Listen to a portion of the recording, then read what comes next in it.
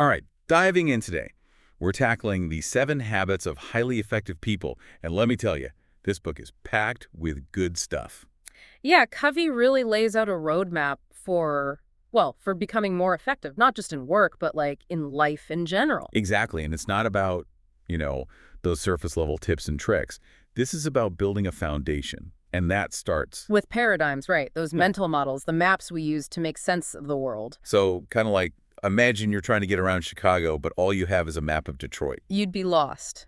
And that's what Covey's saying. A lot of us are operating with the wrong maps. Faulty paradigms leading to ineffective results. Exactly. And he really emphasizes this thing he calls the character ethic. Okay, break that down for me. Character ethic versus what? The personality ethic. Right. So the character ethic is all about those core principles, integrity, honesty, like real inner strength, Building from the inside out. as opposed to the personality ethic, which is, well, it's more about appearances and quick fixes, techniques that Don't really address the root cause. exactly, like trying to build a house on sand, it's just not going to last. Makes sense. So it all starts with character. And that leads us to, Oh, be proactive. and he tells that amazing story about Viktor Frankl, who, even in a concentration camp, Maintained his ability to choose his response. Such a powerful example of proactivity, but it's more than just taking initiative, right? It is. It's about recognizing we have responsibility for our own lives, our choices, our reactions. Covey talks about these 2 circles, the circle of concern. Okay, I'm picturing these circles in my head. One inside the other. So the circle of concern is everything you worry about, but you don't necessarily have control over. Like the weather, politics, things like that. Exactly. But within that is the circle of influence, things you can actually do something about. Proactivity is about focusing your energy there. So instead of complaining about traffic, a proactive person would explore alternative routes or, Maybe adjust their schedule. It's about that shift in mindset from this is happening to me to I can choose how I respond. and even little things like changing your language from I have to I choose to. It can make a huge difference. And that proactive mindset is the foundation for habit 2. Begin with the end in mind. Yeah. Okay, so we're getting strategic now. Exactly. It's about defining your personal mission statement. Like, what do you ultimately want to achieve? Imagine building a house without a blueprint or going on a trip with no destination in mind. Chaos. So Covey has us envision our own funerals. A bit morbid, but It makes you think about what really matters, your legacy. he also talks about visualization and affirmations, tools to bridge the gap between your aspirations and your daily actions. So it's not just hoping for a better future, you're actively creating it. Exactly. And then comes habit 3, put first things first, which is all about time management. Oh boy, do I need help with that.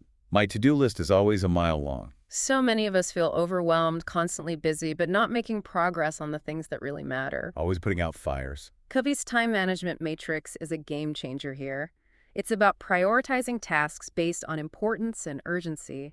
Okay, so 4 quadrants. Important and urgent.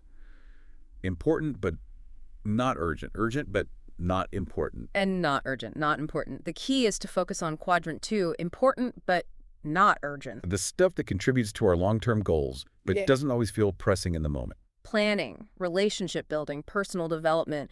But we often get caught up in quadrant 3, those urgent but unimportant tasks. Emails, pointless meetings, all those things screaming for our attention. Covey's saying be proactive. Schedule time for those quadrant 2 activities. Make those big rocks a priority. It's about designing your life, not just reacting to it. And all of this, these first 3 habits, lay the groundwork for something really crucial, what Covey calls the emotional bank account. Relationships. That's where it gets tricky sometimes. I know I've had my share of frustration when trust is broken. Oh, absolutely. The emotional bank account is such a powerful metaphor. Imagine a real bank account, but for relationships. Interesting. So deposits and withdrawals, but in terms of trust and connection. Precisely. Deposits are those actions that build trust, like kindness, keeping commitments, active listening. So little things like remembering a birthday or offering a helping hand, those count. Absolutely. And withdrawals are those things that damage trust, like disrespect, breaking promises, being judgmental. Makes sense. And just like with a financial bank account, if you keep making withdrawals, The relationship goes bankrupt. Covey's saying strong relationships require consistent deposits. it's not just grand gestures. It's those everyday actions that show you care. And those strong relationships, that's what Covey calls the PPC balance, Yeah. and it's essential for achieving results. So investing in relationships isn't just about feeling good. It's a key to effectiveness in all areas of life. Exactly. And that brings us to habit 4. Hold on, before we jump ahead, let's pause here.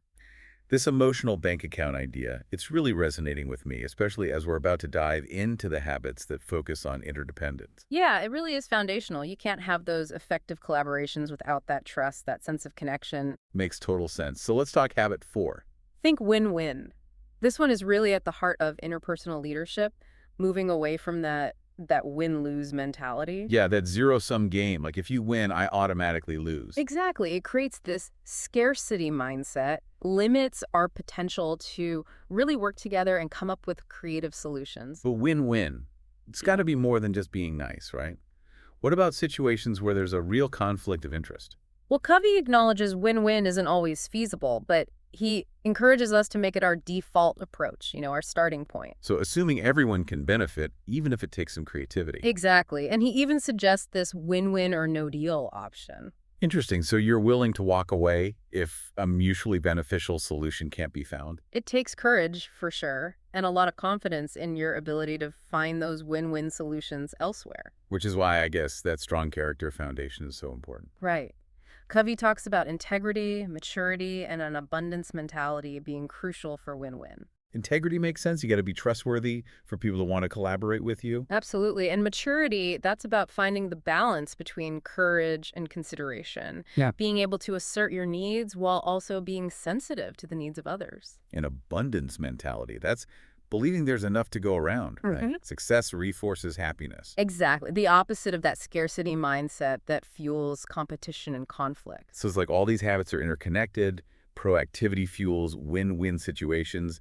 Beginning with the end in mind helps you define what winning actually means for you. And the emotional bank account, well, that provides the trust necessary to collaborate effectively. It's all coming together. Okay, so building on win-win, we have habit 5.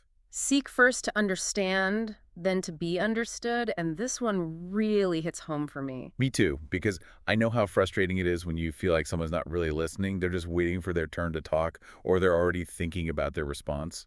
Covey calls that autobiographical listening, filtering everything through your own lens instead of truly trying to see the other person's perspective. So how do we shift gears from autobiographical listening to what Covey calls empathic listening? It takes conscious effort.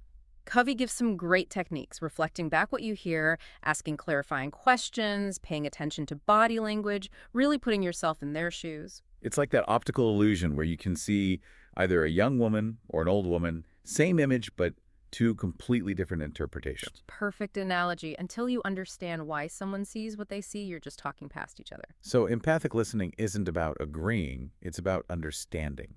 And when you feel truly understood, well, you're much more open to influence, to seeing things from a different perspective, which leads us right into habit 6. Synergize. This one is all about the whole being greater than the sum of its parts. Exactly. Covey uses the example of a team working on a project. If everyone has the same ideas, the outcome is going to be limited. But if you embrace that diversity of thought, of talent, of perspective, You tap into something much more powerful, that's where the real creativity and innovation happens. it's beautiful, like all these different minds coming together, each contributing something unique to create something truly extraordinary. And that's what synergy is all about, valuing those differences, seeing them as strengths. Because we all have blind spots, right? Mm. Working together helps us overcome those limitations. And achieve results that wouldn't be possible individually. It feels like synergy is the natural outcome of habits 4 and 5. When you approach interactions with a win-win mindset and a genuine desire to understand. Absolutely. The habits build on each other, creating this upward spiral of effectiveness. And to sustain it all, to keep ourselves energized for this journey of growth and improvement, we need. Habit 7, sharpen the saw.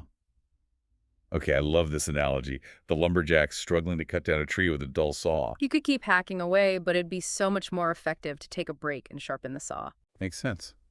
Covey's reminding us we need to prioritize renewal in all areas of our being: physical, spiritual, mental, social, and emotional. Like the 4 legs of a table, if one is weak or neglected, the whole thing becomes unstable. So it's not just about working harder, it's about working smarter, and that means taking care of yourself. Exactly. Covey gives examples for each dimension. Physical is exercise, nutrition, stress management. Spiritual is connecting with your values, finding sources of inspiration. Mental is expanding your mind, reading, learning new things, and social emotional is about nurturing relationships, practicing empathy, building those strong connections. It's recognizing that we're holistic beings. Yeah. Neglecting any one dimension impacts our overall well-being and effectiveness. It really is about taking a step back sometimes and making sure you're taking care of yourself so you can, keep going. It's about sustainability, right? You can't pour from an empty cup. Exactly. And Covey really lays it all out so well. It's like he gives us this blueprint for living a more effective life, not just in one area, but In every area, yeah, it's holistic. That's what's so powerful about it. and all these habits they work together, right? It's not like you just pick and choose They build on each other, like steps on a staircase leading you upward. towards greater effectiveness. And I love how it all starts from the inside out. That's key, Those first three habits, habits 1, 2, and 3, they're all about what Covey calls private victory. Conquering yourself before you conquer the world, right? Exactly. Self-mastery, that's the foundation. Being proactive, defining your mission, taking control of your time. And then those next three habits, think win-win, seek first to understand, synergize, those are about public victory. But they're built on that foundation of private victory. You can't truly collaborate and create synergy if you haven't mastered yourself first. It's like trying to build a championship team without developing the individual player's skills first. Exactly. And then holding it all together, that's where habit 7 comes in, sharpen the saw. The habit that makes all the others possible. Because if you're not taking care of yourself, renewing your energy. It's like running a marathon with no training. You're going to burn out. Makes sense. Yeah. This deep dive has been so insightful. It's given me a whole new appreciation for the 7 habits and how practical they really are. They are. And remember, it's not about being perfect. It's about progress, focusing on those small, consistent steps. And starting with one habit that resonates with you, right? Not trying to do everything at once. Exactly. Build that foundation and keep moving forward. As Covey said, the key is not to prioritize what's on your schedule, but to schedule your priorities. So true, so true.